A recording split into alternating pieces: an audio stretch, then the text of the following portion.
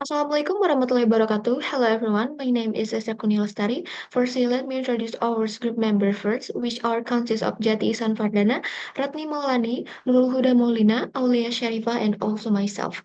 Today, we will present our group's analysis of the article titled Hegemony and Authority in Health, the World Health Organization in Indonesian online news coverage on the COVID-19 pandemic by Lisna Andriani and her colleagues. The main thesis of this article argues that the representation of the World Health Organization or WHO in Indonesian online news coverage during the COVID-19 pandemic significantly reinforces its hegemony and authority in global health discourse. This study is particularly relevant as it sheds light on how media narrative shape public perception and consent regarding health policies during a global crisis. Main content, macrostructure of the article. The author presents comprehensive analysis of how media WHO appears as main subject in 62.22% of the news text in Indonesia, reflect the WHO dominant role in health communication during the pandemic. The key ideas highlighted in the article include the concept of hegemony and authority in language and discourse. The authors emphasize the critical role of media and shaping public perception and consent regarding health policies.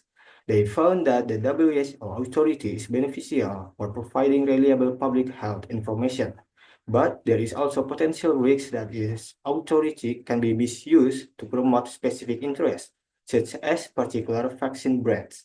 Overall, the article illustrates that the narrative surrounding the WHO is not just about health information, but it's also about power dynamic in communication.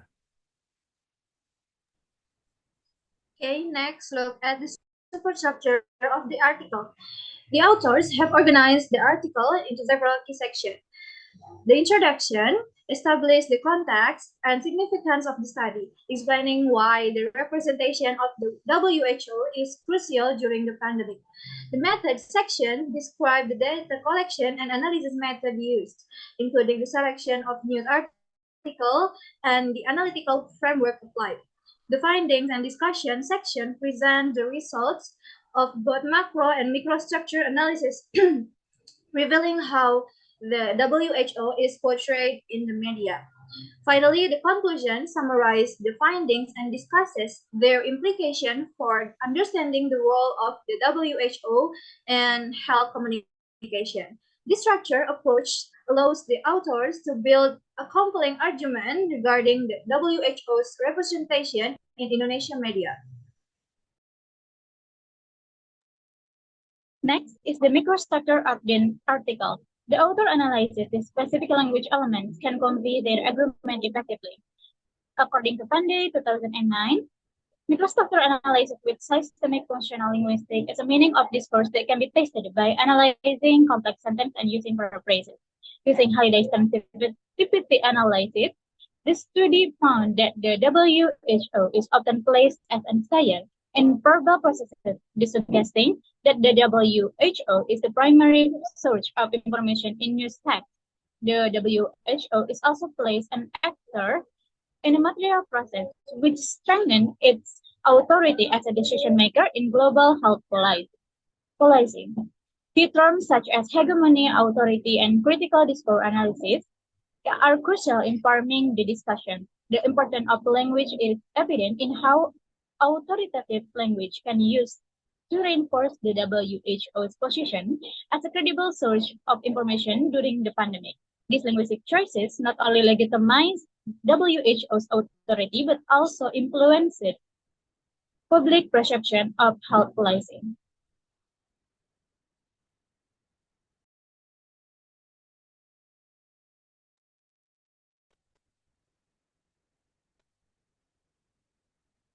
Alright, so the conclusion is the article effectively demonstrates how Indonesian media coverage of the COVID-19 pandemic reflects and enforces the WHO's hegemony and authority in health discourse.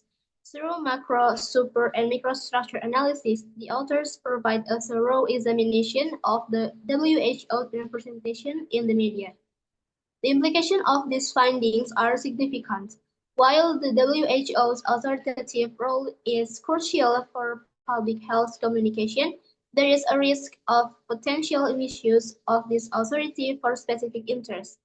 This highlights the need for balanced media representation in health discourse to ensure that public health information is both accurate and equitable.